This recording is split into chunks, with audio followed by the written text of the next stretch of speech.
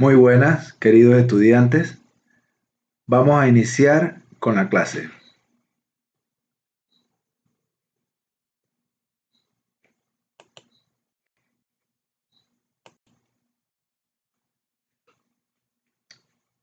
Bien, primero que todo, les anuncio que después de este video deben hacer una prueba pequeña de retroalimentación sobre la información que se va a dar.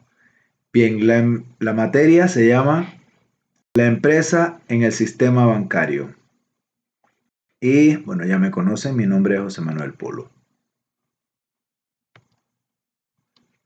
Bien, vamos a empezar con un poquito de historia acerca de la banca.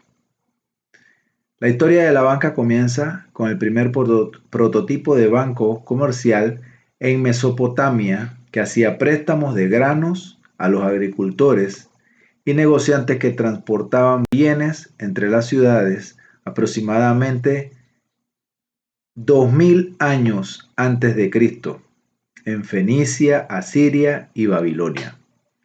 Así que de salida vemos que la historia de la banca lleva muchísimos años y que es una actividad pues que se ha venido realizando desde, desde estos tiempos. Posteriormente, en la antigua Grecia, durante el Imperio Romano, los prestamistas hacían empréstitos y se añadieron dos innovaciones importantes: aceptaban depósitos y cambiaban dinero.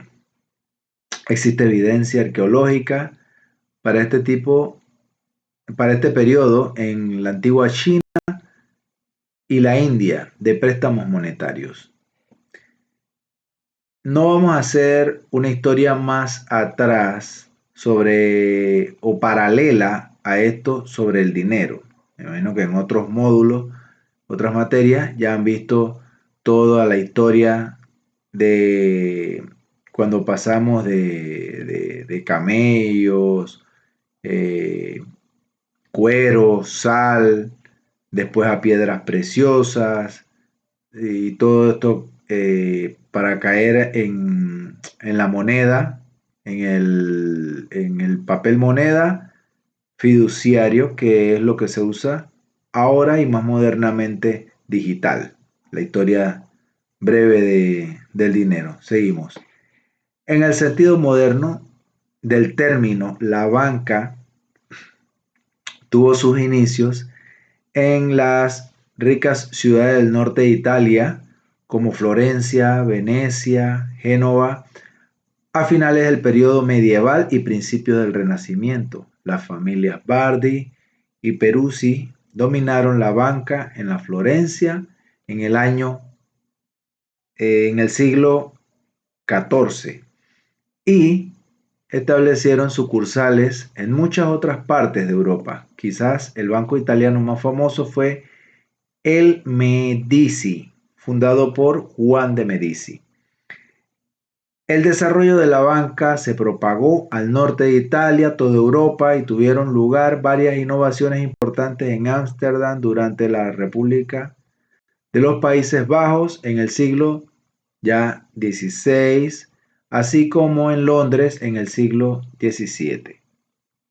Durante el siglo XX, el desarrollo de las telecomunicaciones e informática llevaron a cambios fundamentales en las operaciones bancarias y permitieron que los bancos crecieran dramáticamente en tamaño y alcance geográfico. La crisis financiera de fines de los años 2000 ocasionó muchas quiebras bancarias, incluyendo algunos bancos, los más grandes del mundo, y generó muchos debates sobre la regulación bancaria existente. Bien, eso han sido 4000 años de la banca. Bien, pero ¿cómo Panamá se convirtió en un centro bancario y de servicios? Pero vamos a hablar específicamente de lo bancario. Bien,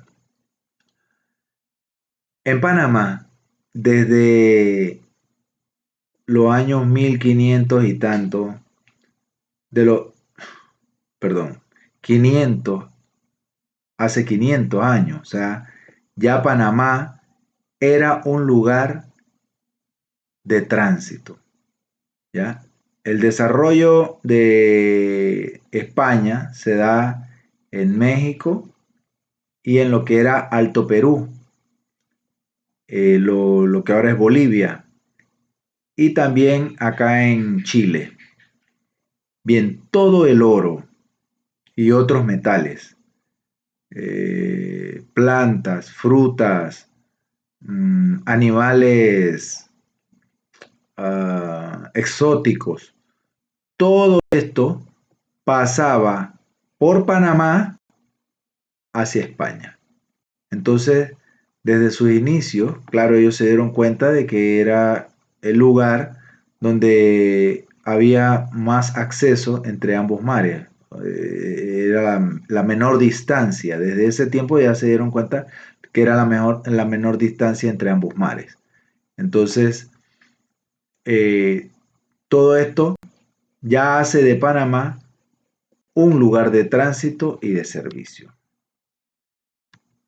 También, después en 1849, cuando se dio la fiebre del oro en California, Panamá vuelve a ser un lugar importante porque todos los europeos que iban a trabajar en la minería, en vez de llegar, pongan a las costas acá, a Nueva York, eh, y tener que pasar todo en carreta, todo el continente americano y tal vez toparse con indios que no eran muy amigables, salía mejor tomar un barco vapor, venirse hasta Panamá, en Panamá tomar un tren. En ese tiempo el tren llegó a convertirse en el Microsoft de la bolsa de valores. O sea, hizo mucho negocio y luego ya entonces llegar a tu destino. Entonces, aquí hubieron las famosas aduanas de Portobelo y bueno, entonces en este tiempo Panamá sigue siendo entonces un lugar de tránsito y de servicio. Pues hasta la actualidad entonces Panamá es un hub. Panamá entonces eh, no es, digamos, raro de que se estableciera aquí un sistema bancario tipo offshore. Tipo offshore se refiere a una banca internacional. Ya dejó entonces de ser una banca local para ser una banca internacional, una banca offshore. Esto ocurrió también en otras, por ejemplo, en las islas caribeñas que se decolonizaron de Europa y entonces para fomentar el turismo y para apoyar también el desarrollo, como dice aquí, de el, el desarrollo sostenible de esas nuevas colonias, eh, pusieron entonces centros bancarios también tipo offshore, internacionales. En las leyes para esto, esto fue ya en 1960, 1970. Pero el de Panamá fue el que más prosperó. Y no es raro, sino por toda la historia que hemos venido presentando en este momento. Bien, pero entonces, ¿por qué las empresas necesitan una inyección adicional de capital? Bien, vámonos entonces a la teoría económica, la escasez y la frontera de posibilidad de producción, FPP. Esta teoría nos dice que cuando una empresa o un país invierte en un rubro, en lo que sea que invierte, obviamente por el costo de oportunidad deja de invertir en otra cosa. Pero esta frontera, esta línea celeste que está aquí, lo que quiere decir es que a través de toda esta línea, la empresa está siendo eficiente porque está invirtiendo en distintos rubros, pero no sale de esta línea, no baja de esta línea de eficiencia. Bien, porque está utilizando el 100% de sus recursos. Entonces, llega un momento en que la empresa necesita ya pasar a los niveles estos que están acá. ¿Cómo llega una empresa que ya está siendo eficiente, que tiene todos sus recursos invertidos? ¿En qué los invierte? En tierra, capital y trabajo. Esos son los factores de producción económico. Pero ya tiene todo invertido. ¿Cómo hace para crecer? Necesita más factores de producción, más recursos, más insumos. Y eso entonces es lo que le ofrece el crédito, la banca, igual a un país. Un país cuando ya está a un nivel de eficiencia, la manera de crecer, de llegar acá, es a través de los préstamos internacionales que le piden a los fondos internacionales, por ejemplo, al Fondo Mundial, al CAF, que es un banco también. Ahora China está prestando mucho a los países también. Entonces, de esa forma se puede entonces, ya sea como país o como empresa, lograr un desarrollo, un crecimiento económico. Bien, no olvidemos que los bancos son empresas. También, ¿por qué estamos estudiando esta materia? Hay muchas aristas, muchas formas de verla. Puede ser porque nosotros no sabemos si quedemos administrando en un banco o si quedemos administrando departamento de finanzas de una empresa y tengamos que acercarnos entonces a una entidad bancaria a pedir un crédito, a solicitar un crédito, ¿ya? Entonces, todas estas, todas estas aristas, todos estos puntos de vista, debemos entonces analizarlos y tomarlos en cuenta y aprender los conceptos de cada uno. Bien, un banco, viéndolo desde el punto de vista organizacional, es una empresa. Entonces va a tener un gerente general, va a tener un departamento de mercadeo, va a tener un departamento tal vez no de producción, sino le llamen de operaciones, y va a tener un departamento de finanzas, agentes staff también que son consultores, qué sé yo. Y bueno, tal vez el departamento de logística esté absorbido por el departamento de operaciones. Pero es una empresa como cualquier otra empresa que nosotros, si trabajamos en un banco, vamos entonces a poder aplicar todo lo que hemos aprendido sobre administración, desde planeación, organización, dirección y control. Bien, vamos entonces ahora a ponernos en los zapatos, usar la empatía y ponernos en los zapatos de un gerente de finanzas, que digamos que administremos el departamento de finanzas de una empresa. ¿Ya? Bien, ¿qué es la administración financiera? La administración financiera se ocupa de la adquisición, o sea, saber en qué invertir. El financiamiento, o sea, adquirir el dinero para invertir. Y la administración de los bienes, llamemos edificio, flota, todos los activos fijos, la inversión inicial de la empresa, con alguna meta global en mente.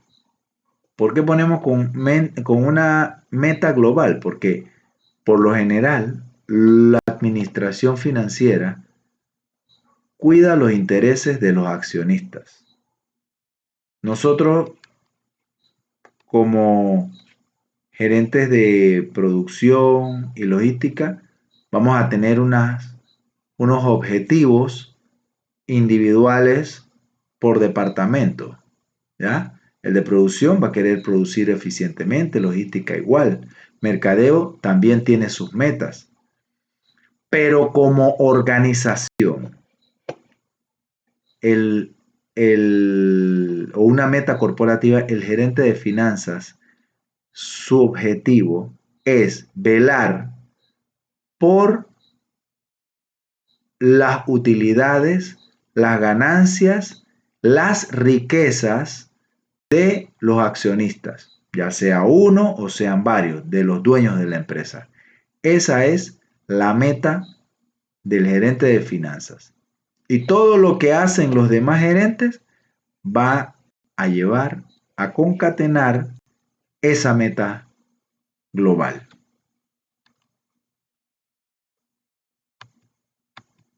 Bien, entonces, ¿cómo se organiza una empresa desde el punto de vista de finanzas? Bien, tendríamos un presidente, un vicepresidente ejecutivo que, digamos, hace las veces del gerente de producción o de operaciones que dijimos, un vicepresidente de marketing, ¿ya? Y en el departamento de finanzas está básicamente dividido en el tesorero, que sería como un gerente de finanzas, y el contralor. Bien, las tareas del contralor son básicamente generar y procesar la información contable para que el tesorero o gerente de finanzas pueda tomar las decisiones financieras de la empresa. Entonces, ¿cuáles son las decisiones financieras?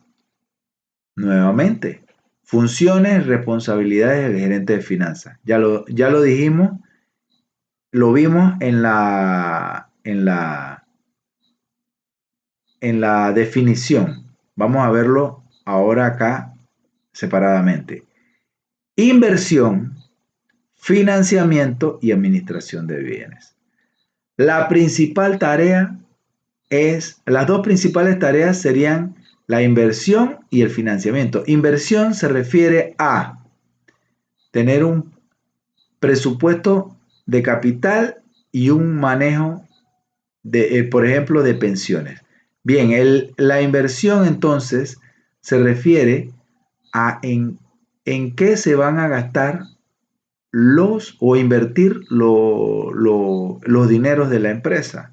Entonces pensemos, por ejemplo, en un balance general en el que los gerentes de finanzas tenemos que ver en esta parte de activos fijos, de activos, cuánto vamos a tener como activos líquidos, cuánto vamos a invertir en inventarios.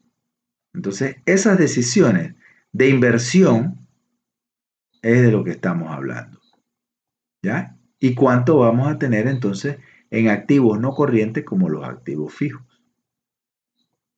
O sea, cuánto voy a comprar en material, cuánto voy a gastar en edificios, cuánto voy a gastar en esto. Bien.